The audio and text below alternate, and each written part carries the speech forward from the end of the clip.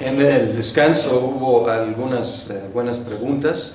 En el culto y liturgia, alguien preguntó si hay principios ahí, además de modelos. Sí, hay principios. Y a lo mejor debemos concebir los principios como normativos, como principios, y luego los ejemplos o los modelos son sugerencias de cómo llevar a cabo los principios, cómo practicar los principios. Así, a lo mejor esto resuelve la tensión entre si es normativo o no es normativo. Los principios sí, y los modelos como sugerencias de cómo practicar los principios.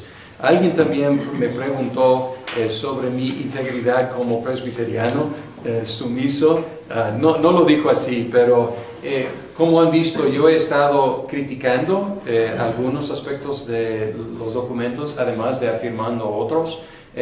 Yo me someto, o sea, como ministro en la iglesia, yo me someto a estos y no voy en contra de. Entonces, mi sumisión es sincera. Sin embargo, al mismo tiempo reconozco que son documentos perfeccionables. Y todo el mundo reconoce eso, porque ha habido tantas versiones que vamos perfeccionando. Bien, entonces esta es la postura realmente de todos. En un sentido u otro, todos los oficiales reconocemos que estos necesitan ser mejorados y somos parte de la solución. Pero es obviamente colegial la forma, o sea, entre todos, 3/4 partes de los presbiterios y sínodos para las modificaciones. Bien, estamos en el capítulo 10. Y el capítulo 10 empieza a hablar de la forma de gobierno y autoridad eclesiástica. Y una expresión que frecuentemente aparece, y van a escuchar esta expresión muchísimas veces, van a leerla aquí y van a escucharla en los presbiterios, dice: nuestra forma de gobierno es democrática y representativa, y se ejerce en forma colegiada a través de cuerpos eclesiásticos integrados por presbíteros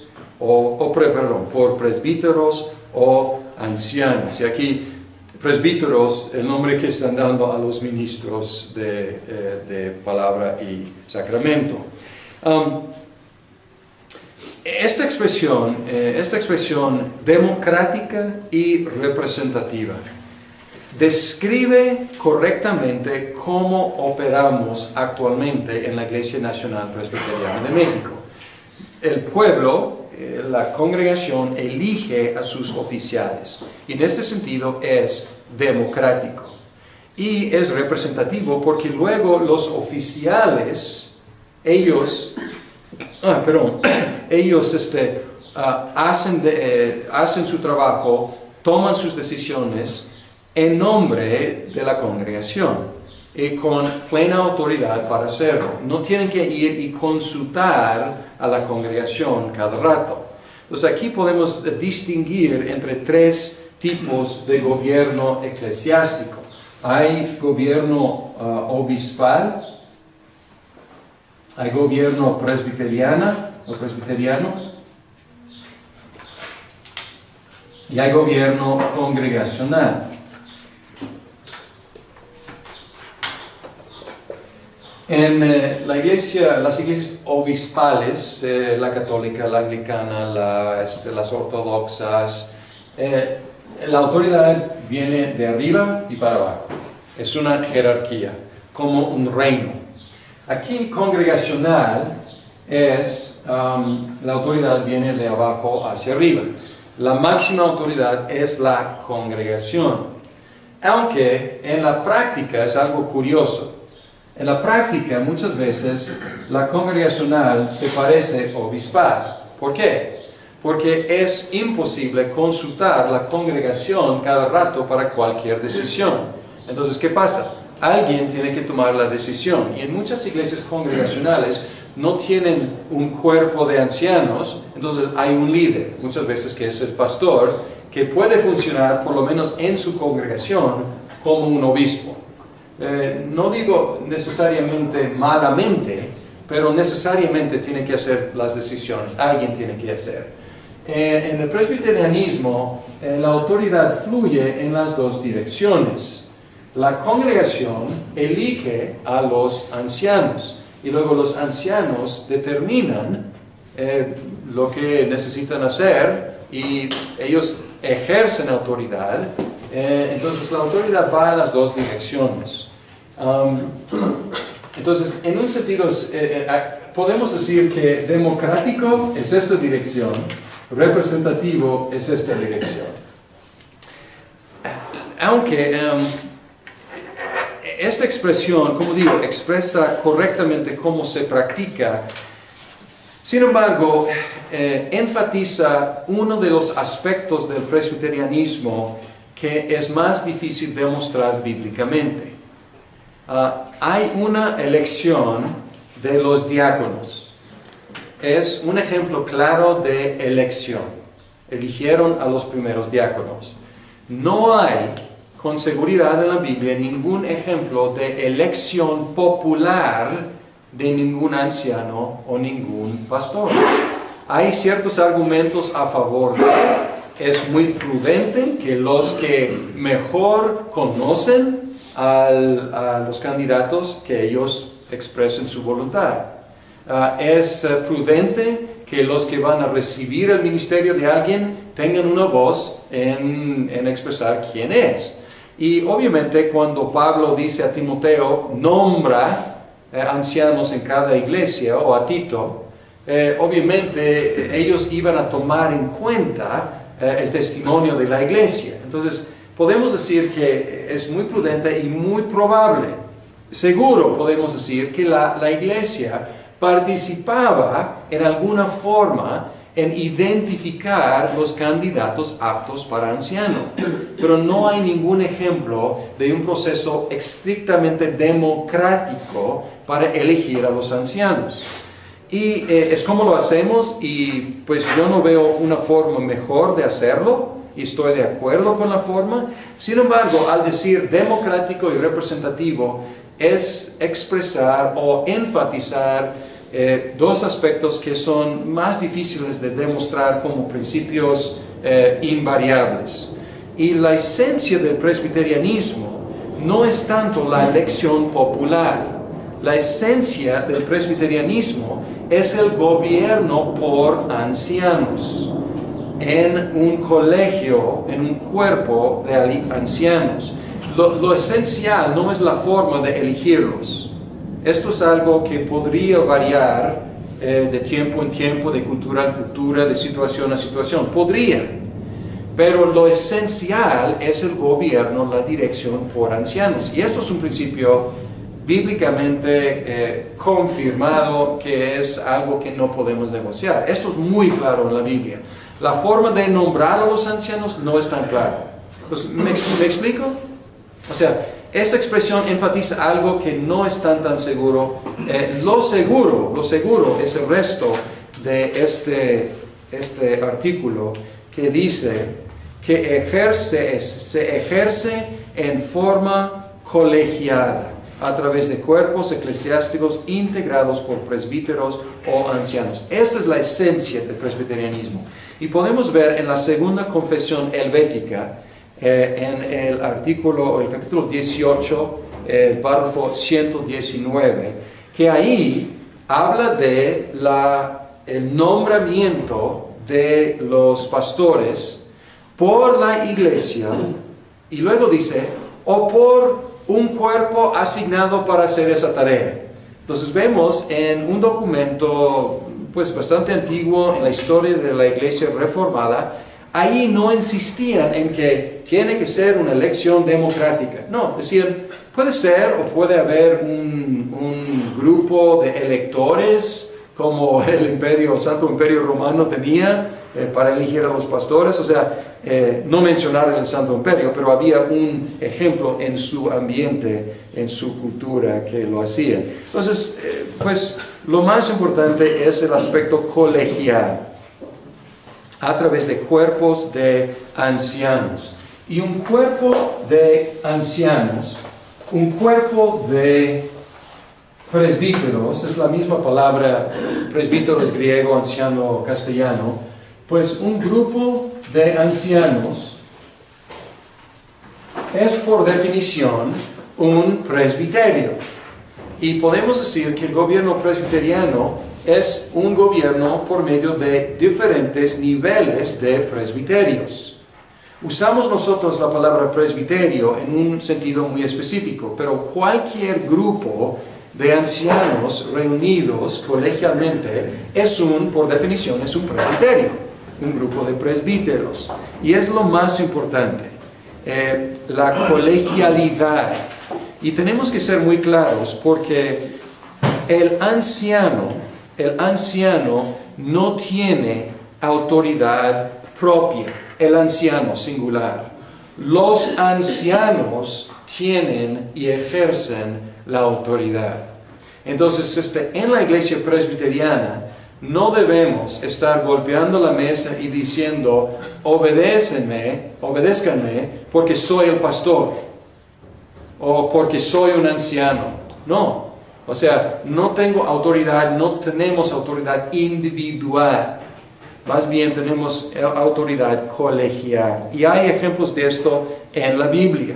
Habla del presbiterio que impuso las manos a Timoteo, el colegio de ancianos. Pues vemos un colegio de ancianos en Hechos capítulo 15. ¿Qué hacemos con todos estos gentiles? Se reunieron los apóstoles y los ancianos, y en conjunto ellos tomaron una decisión que llegó a ser una decisión con autoridad extendida a toda la iglesia cristiana. Dos principios del presbiterianismo históricamente no son tanto la cuestión de democrático representativo, son pluralidad y paridad. Pluralidad y paridad. Pluralidad, siempre ancianos. Van a buscar en vano en la Biblia el anciano ejerciendo autoridad. Pedro se llama anciano, se dirige a los ancianos, pero Pedro era más que un simple anciano, él era apóstol. Entonces los apóstoles sí ejercían autoridad, a veces colegialmente y a veces individualmente, pero no van a encontrar en la Biblia ejercicio de autoridad individual, siempre es ancianos. Y luego paridad, los ancianos están al par. Y aquí entra el debate entre 2 oficios o 3 oficios. Entonces, ¿el pastor es uno de los ancianos o es al lado de, encima de, debajo de? O sea, ¿cuál es exactamente su rol? Y la autoridad de los ancianos es eclesiástica y no tengo aquí notado donde dice, en cuanto a la colegialidad, vean 33.2, en cuerpo colegiado o constituido en tribunal y de ninguna manera en forma personal o individual. 34 habla en forma colegiada. Artículo 36, colegiado. Y luego dice, aquí está, en 36, dice su autoridad es eclesiástica, no es política, es eclesiástica, tiene que ver con la iglesia. Es ministerial, no señorial. O sea, es de servicio, no de dominio, ser los señores de la iglesia. Y es declarativo. ¿Qué quiere decir declarativo? Es declarativo porque no es creativo. Lo que los ancianos hacen no son crear cosas, más bien declaran cosas. Jesucristo ya ha creado las cosas en la iglesia. Él ha creado la salvación. Y los ancianos, al admitir a alguien a la membresía en la iglesia, estamos declarando que esta persona está disfrutando de la salvación que Jesucristo ha creado. No estamos creando, ni tampoco, cuando decimos es declarativo, no es compulsoria. En otras palabras, podemos declarar, pero no podemos atar la conciencia de nadie. No podemos forzar a nadie.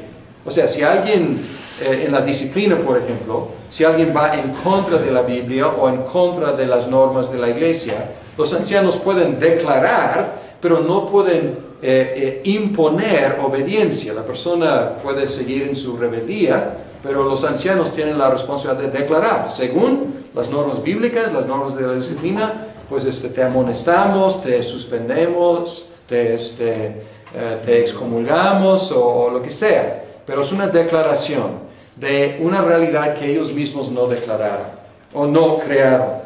En otras palabras, no vamos diciendo yo te hago esto, yo te perdono, yo te absuelvo, yo te acepto. No, o sea, no es poder nuestro ni es poder individual. Entonces es ministerial, es declarativo, es colegial. Y el capítulo 11 es interesante y muy importante porque dice en el 38, y vamos a regresar al 37 y ver la estructura de la iglesia. En 38 dice, y pueden poner aquí un asterisco y subrayar, porque tenemos que recordarnos cada rato de este principio. Dice, cada cuerpo eclesiástico, estoy empezando con la quinta línea, ejerce jurisdicción original y exclusiva sobre los asuntos particulares que le corresponden, pero deposita en el cuerpo del cual es miembro la autoridad para mantener una acción de justicia, vigilancia y supervisión, con el fin de guardar la unidad de la iglesia y el orden presbiteriano aplicado en forma gradual. Es decir, un cuerpo eclesiástico siempre está sujeto a la autoridad y supervisión del cuerpo eclesiástico del cual es miembro. ¿Qué quiere decir esto? ¿Quién es el cuerpo presbiteriano de autoridad inmediata? Y dice aquí exclusiva, aunque exclusiva realmente no es exactamente correcta. Dice, pero ¿cuál es la autoridad? La palabra es original. Original en cuanto a los asuntos de la iglesia local. Pues es el consistorio, o sea, son los ancianos de la iglesia. El presbiterio no debe meterse en esos asuntos. Por ejemplo, ¿quién recibe miembros? ¿Quién disciplina miembros? El consistorio local. Luego, ese consistorio está sometido al cuerpo a que pertenece, que es el presbiterio. Y el presbiterio puede intervenir cuando hay una cuestión de desorden, o una cuestión que ellos tienen que superintender, o cuando hay una apelación. O sea, el miembro de la iglesia podría apelar al grupo mayor. Sin embargo, aquí tenemos que ver que no es jerárquico. No es que la Asamblea General dicte a los sínodos y los sínodos dicten a los presbiterios y los presbiterios dicten al consistorio. Al contrario. El consistorio se trata de los asuntos suyos, el presbiterio de los asuntos suyos, el sínodo de los suyos, asamblea suyos. Sin embargo, siempre hay algo supervisando el trabajo de los que pertenecen. En la práctica, ¿cómo funciona esto? Yo he estado en reuniones de presbiterio en las cuales el presbiterio toma decisiones que afectan a la iglesia sin consultar a la iglesia. Por ejemplo, alguien propone que en tal fecha las ofrendas de la iglesia van a levantar una ofrenda para tal causa y van a mandar todo ese dinero para tal causa. Y a lo mejor la causa es buena y a lo mejor la propuesta es bien intencionada, a lo mejor todas las iglesias deben participar. Pero más de una vez me he levantado y he dicho, muchas gracias por la sugerencia, voy a consultar con los ancianos de la iglesia, el consistorio, a ver qué dicen. Porque realmente no pertenece al presbiterio dictar para qué es una ofrenda en algún domingo en la iglesia local. La autoridad original, y aquí dice exclusiva si no hay problema. O sea, si hay desorden, obviamente tiene que haber intervención. Pero si no hay, pues el cuerpo más grande no debe estar dictando al cuerpo menor.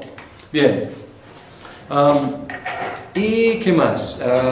Los cuerpos pueden, aquí me defiendo con mis críticas a ciertos aspectos aquí, porque aquí hay una invitación de hacerlo. Entonces estoy en tierra firme. Dice, los cuerpos eclesiásticos, consistorio, presbiterio, sínodo, tienen facultad para discutir cuestiones administrativas de doctrina, liturgia y disciplina, y una vez turnadas, las resoluciones del caso deberán ser turnadas como propuestas expresadas en forma seria, prudente y racional al cuerpo eclesiástico del cual es miembro para su ratificación o veto en forma gradual en su caso. Entonces, si yo tengo algo que quiero, yo como anciano en la iglesia, quiero promover algún cambio, debo ir con mi consistorio y decir, ¿qué piensan hermanos? Y a nivel de consistorio platicamos y luego proponemos al presbiterio. Y el presbiterio luego debate y puede proponer al sínodo y el sínodo puede proponer a la asamblea. Entonces es un proceso largo y tardado, pero es completamente legítimo aquí. Entonces podemos y debemos promover mejoras en la Constitución, la disciplina y el libro de culto y liturgia. Pero no es, como digo, otra vez, mi opinión realmente no cuenta mucho. Estoy expresando como maestro de este curso mi opinión sobre ciertos aspectos. Pues la opinión que cuenta es la opinión del colegio de ancianos. Ahora quiero que saquen un diagrama que es este. Y para los que están viendo el video, pueden también bajar esta hoja del internet y para ver, creo que se llama diagrama cuerpos, y aquí podemos, esto es para visualizar, da algunos detalles y aquí estudiando esto realmente pueden contestar muchas preguntas acerca del presbiterianismo en nuestra denominación en particular. Vamos a empezar con el primer cuerpo, y el primer cuerpo es el más local, es el consistorio. El consistorio es el colegio de ancianos que dirige los asuntos de una iglesia local. ¿Y qué está debajo de su cuidado? Los miembros, los ministerios, las congregaciones y las misiones. 4 cosas: miembros, ministerios, congregaciones y misiones. Y luego hay, en paréntesis, descripciones de estas 4 cosas. Pero si la pregunta es, ¿qué está bajo el cuidado del consistorio? Son las 4 cosas. Miembros. Una iglesia se define como 60 miembros en plena comunión, no contando a los hijos del pacto que todavía no están en plena comunión. Y también tiene que contar con ancianos, por lo menos 3, y diáconos, por lo menos 3. Y tiene que contar con ciertas organizaciones. Vamos a ver las organizaciones al rato. Pero lo más importante, muchas veces no insisten tanto en las organizaciones, porque las organizaciones son, ya no se llama escuela dominical, se llama escuela de educación cristiana, y también hablan de grupo de hombres, grupo de jóvenes, grupo de mujeres, y tienen ciertos nombres como sociedad femenil y esfuerzo cristiano, exacto, ¿no? Pero hay mucha libertad en la práctica para llevar a cabo esos ministerios, pero la idea es que estén dando atención a los jóvenes, a las mujeres, a los hombres y a todos en la educación. Entonces, lo más, estricto tiene que ver con 60 miembros, un consistorio de 3 ancianos por lo menos y un diaconado por lo menos con 3 diáconos. Y debe tener ministerios. Y van a encontrar 4 ministerios. Hubo una reorganización hace unos años y cada nivel debe tener sus ministerios. Y los ministerios son evangelización, educación, recursos y relaciones. Y estos están en cada uno de los niveles. Aunque otra vez, en la práctica, hay mucha flexibilidad. estrictamente cada ministerio tiene su líder, su director, y director de evangelización, director de educación, director de recursos, director de relaciones. En la práctica hay pues mucha flexibilidad en cuanto a cómo llevar a cabo estos ministerios. Entonces, estas son áreas que deben estar cubiertas. Y luego congregaciones. Los consistorios pueden tener otros grupos, como nosotros tenemos aquí en nuestra iglesia, que se reúnen en otra parte y la definición son 30 miembros con una mesa directiva. Y es un concepto de como proto-consistorio, pero la mesa directiva es una mesa que dirige los asuntos, pero está debajo de la autoridad del consistorio. Entonces no tienen autoridad como un colegio de ancianos, pero ellos dirigen día a día los asuntos de la iglesia. Vamos a decir, si tuviéramos una congregación en una ciudad lejana, los ancianos no podríamos estar muy involucrados en las operaciones diarias. Entonces la mesa directiva ayudaría con eso. Sin embargo, cuando haya necesidad de cosas oficiales, los ancianos tienen que entrar. Una misión, por definición aquí, una misión es básicamente un estudio bíblico, un centro que está arrancando, el centro misionero está arrancando, tratando de formar una nueva iglesia. Entonces la idea es, estableces primero una misión, y luego crece y llega a ser una congregación, y luego crece y llega a ser una iglesia. Y los consistorios deben reunirse mensualmente y con los ancianos y el pastor o los pastores de la iglesia. Y el pastor se considera el presidente de la reunión de los ancianos. Y luego los consistorios pertenecen a presbiterios y normalmente deben ser geográficos los presbiterios, pero aquí en México hay algo muy curioso. A veces las relaciones y las amistades son más importantes que la geografía. Entonces encontramos cosas raras, una iglesia en Mazatlán que pertenece al presbiterio fronterizo, por ejemplo. ¿Por qué? Porque fue amigo de, o hermano de, o hijo de, que fue y estableció la iglesia. Entonces hay cosas bastante raras en cuanto a los presbiterios.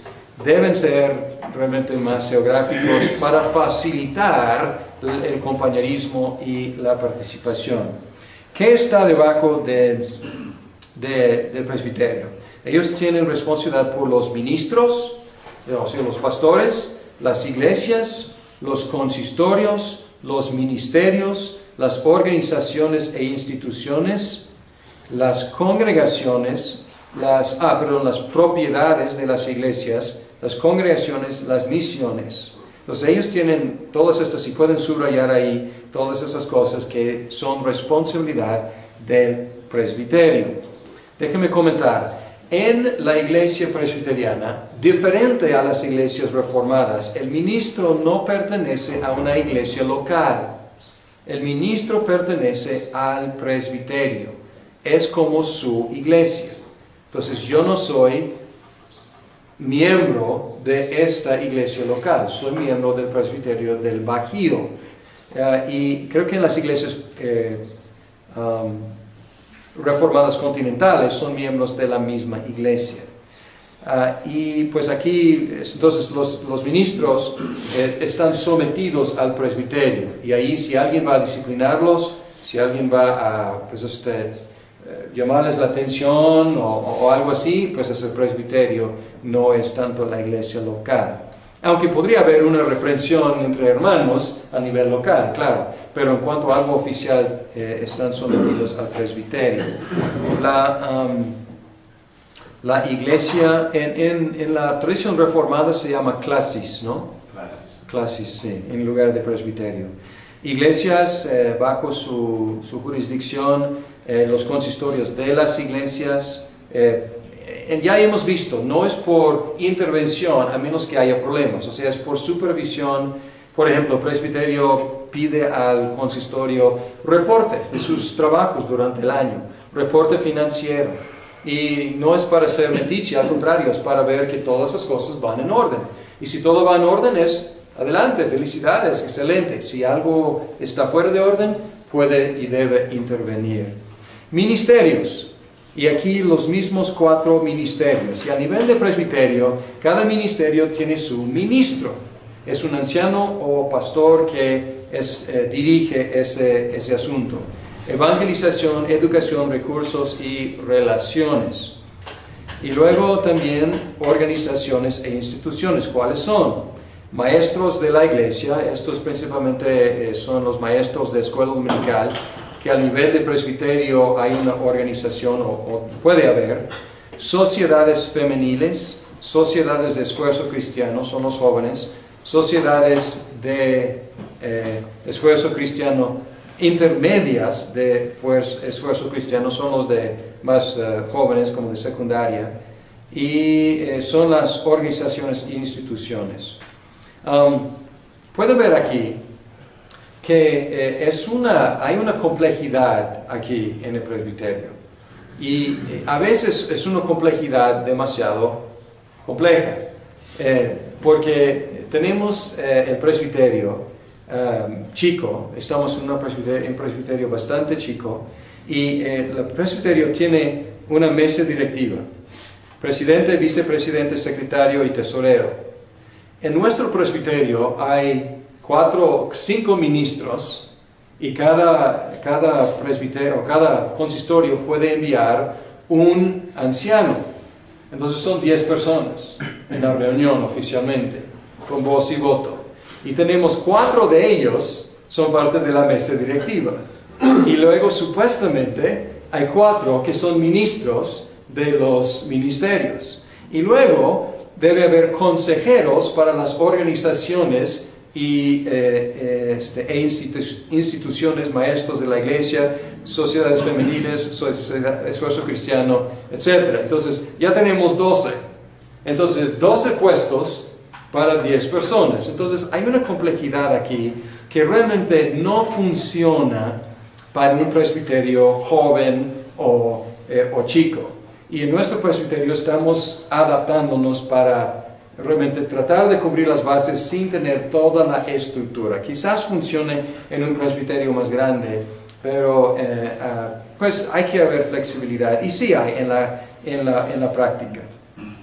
Algo interesante en la iglesia mexicana, presbiteriana, las propiedades de las iglesias pertenecen no a la iglesia local, sino al presbiterio. Aunque, como las leyes empezaron a cambiar durante el tiempo del presidente Salinas de Gortari, muchos de los templos de las iglesias pertenecen a la nación, son propiedad federal, o están en nombre de individuos, algo que ha causado muchos problemas. Están todavía en el proceso de tratar de actualizar y poner las propiedades en nombres de los presbiterios. Y luego, las reuniones requieren un anciano, un pastor de cada iglesia, deben reunirse mínimo una vez al año, aunque la mayoría se reúne 3 o 4 veces al año. Y la mesa directiva sirve por 2 años. Pues estos son los presbiterios. Y luego los sínodos. Y los sínodos para mí no tienen una gran función. Para mí es otro nivel que no ayuda mucho. Y voy a explicar mi perspectiva, pero déjenme describir qué es un sínodo.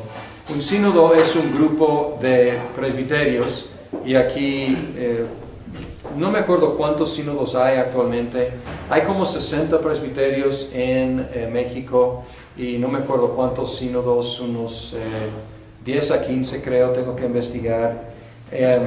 Pero ¿qué pertenece al sínodo? Los presbiterios, los ministerios, y otra vez, en este nivel debe haber ministro de evangelización, educación, recursos y relaciones. Y luego tienen organizaciones e instituciones, aunque no hay una lista aquí.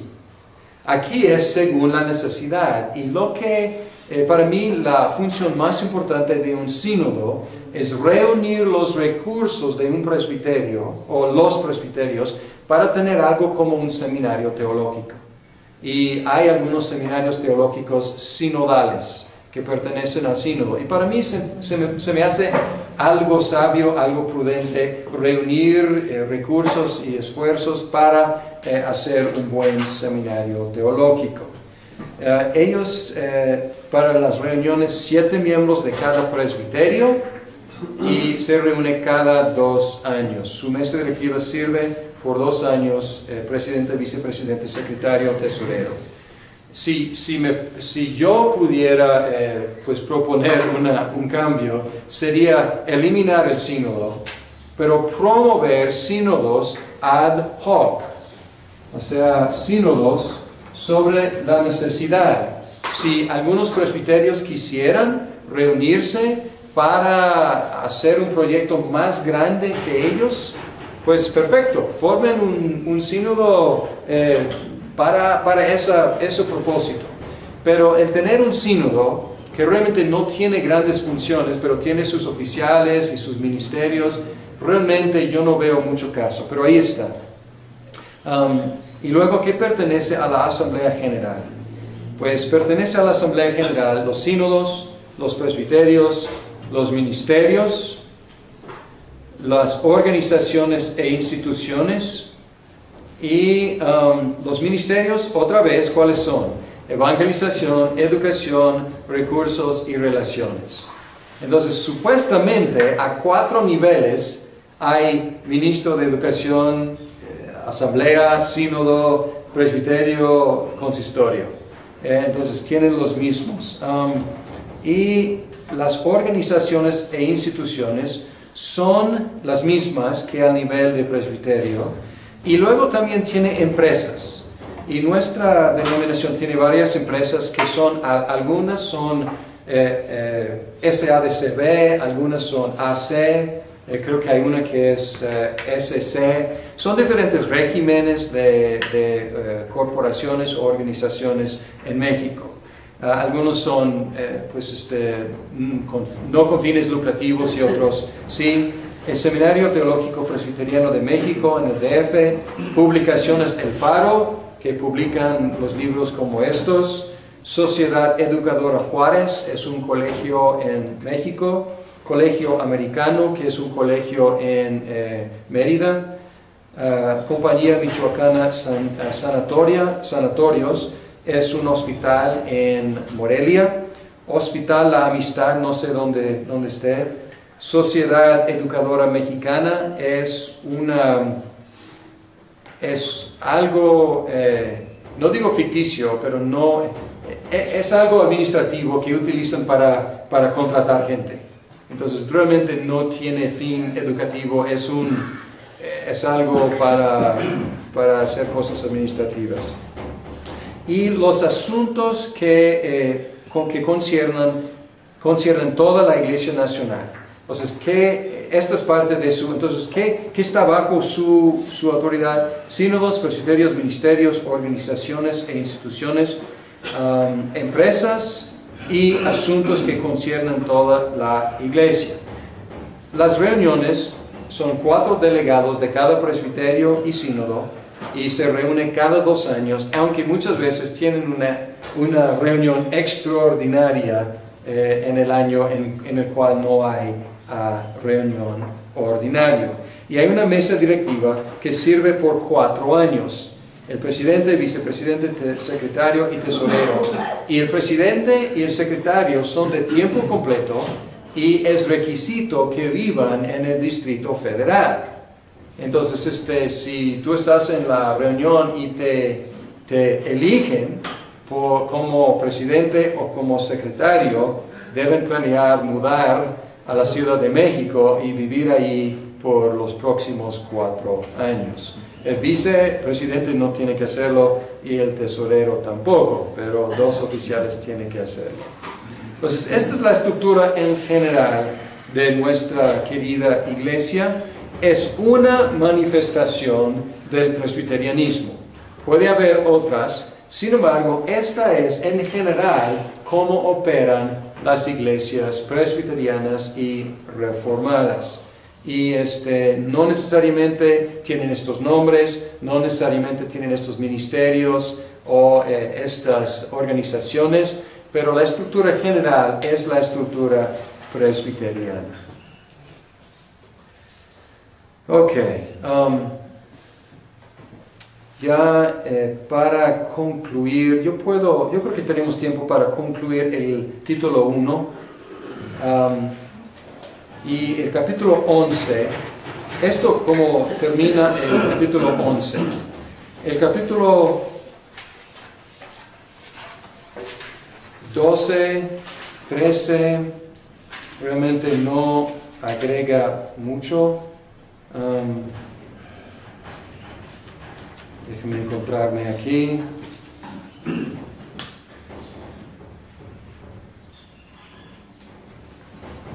Ya me perdí.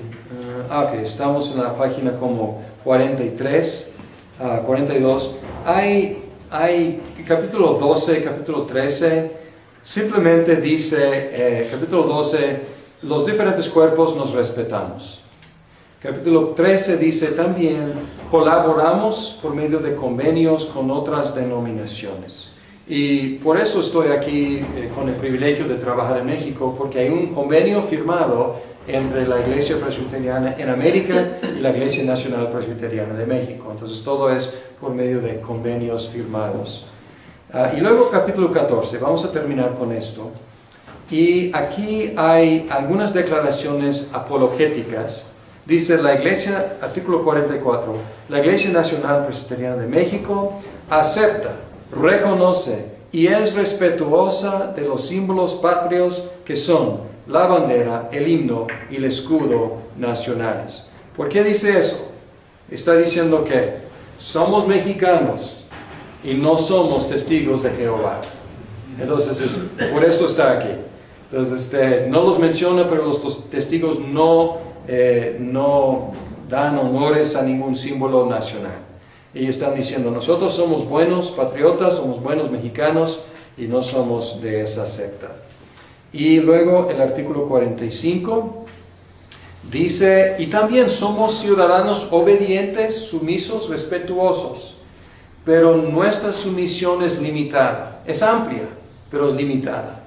Y dice que nosotros reconocemos, cumplimos con los preceptos de la Constitución Política de los Estados Unidos Mexicanos y de la Ley de Asociaciones Religiosas y Culto Público, en tanto estas no contravengan los preceptos de la palabra de Dios. Entonces nosotros muy contentos, muy sumisos, muy respetuosos en cuanto estos no contravengan los preceptos de la palabra, porque nuestra alianza, nuestra lealtad es mayor, es a Dios por medio de su palabra.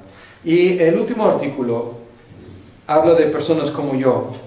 Dice, la Iglesia Nacional Presbiteriana, a través de los cuerpos eclesiásticos correspondientes, está dispuesta a cumplir con las normas gubernamentales de nuestro país en materia de inmigración cuando se inviten a evangelistas, misioneros, conferenciantes o predicadores de otros países. Entonces está aplicando el artículo anterior diciendo, nosotros no vamos a permitir que haya mojados aquí, que haya indocumentados aquí, que estén aquí ilegalmente. Nosotros somos respetuosos y vamos a seguir las normas migratorias. Y pues por eso yo desde la época de Salinas de Gortari, los extranjeros hemos tenido el privilegio de tener visas que dicen ministro de culto. Entonces todo abierto y todo según la ley. Bien, hasta ahí con el título 1. En 8 días vamos a tener un examencito sobre el título 1 y 2. Vamos a analizar, si Dios permite, el resto de la Constitución.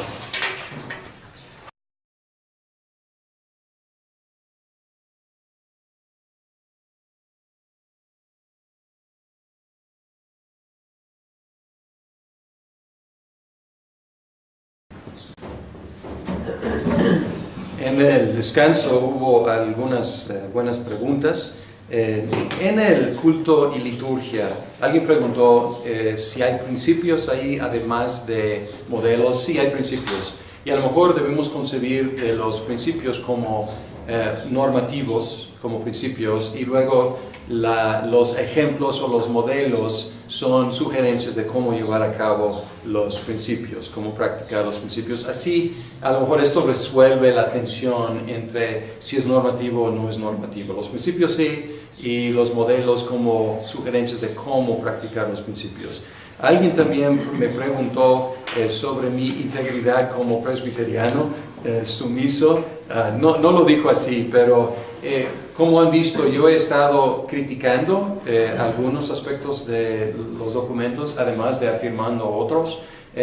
Yo me someto, o sea, como ministro en la iglesia, yo me someto a estos y no voy en contra de. Entonces, mi sumisión es sincera. Sin embargo, al mismo tiempo reconozco que son documentos perfeccionables. Y todo el mundo reconoce eso, porque ha habido tantas versiones que vamos perfeccionando. Imposible consultar la congregación cada rato para cualquier decisión. Entonces, ¿qué pasa? Alguien tiene que tomar la decisión. Y en muchas iglesias congregacionales no tienen un cuerpo de ancianos, entonces hay un líder, muchas veces que es el pastor, que puede funcionar, por lo menos en su congregación, como un obispo. No digo necesariamente malamente, pero necesariamente tiene que hacer las decisiones, alguien tiene que hacer. En el presbiterianismo, la autoridad fluye en las dos direcciones. La congregación elige a los ancianos, y luego los ancianos determinan lo que necesitan hacer, y ellos ejercen autoridad. Entonces la autoridad va en las dos direcciones. Entonces, en un sentido, podemos decir que democrático es esta dirección, representativo es esta dirección. Aunque esta expresión, como digo, expresa correctamente cómo se practica. Sin embargo, enfatiza uno de los aspectos del presbiterianismo que es más difícil demostrar bíblicamente. Hay una elección de los diáconos. Es un ejemplo claro de elección.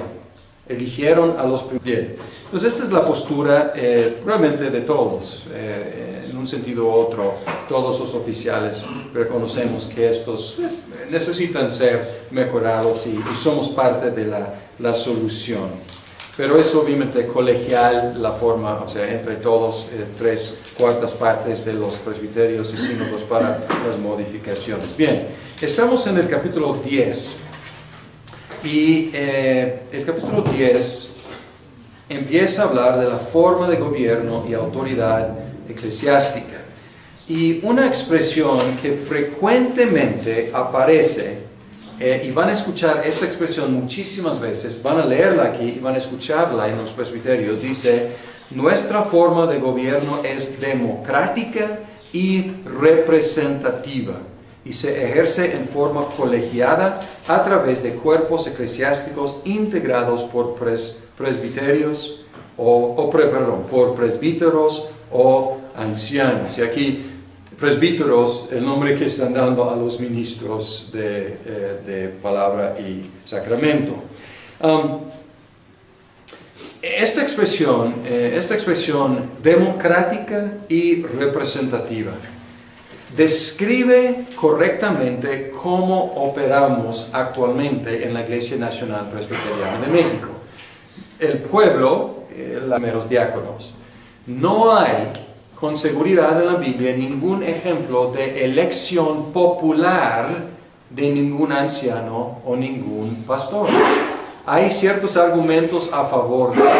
Es muy prudente que los que mejor conocen a los candidatos, que ellos expresen su voluntad.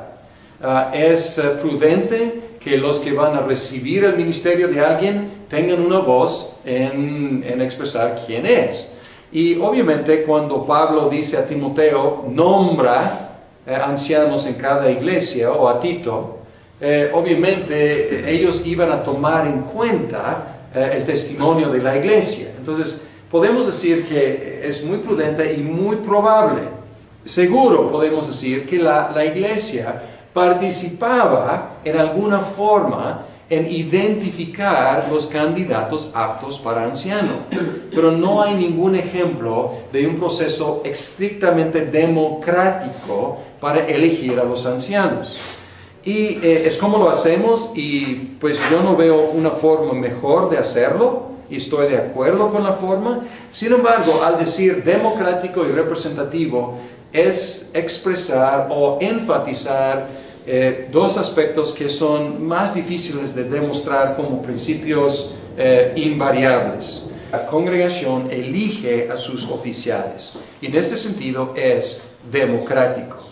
Y es representativo porque luego los oficiales, ellos hacen su trabajo, toman sus decisiones en nombre de la congregación y con plena autoridad para hacerlo. No tienen que ir y consultar a la congregación cada rato.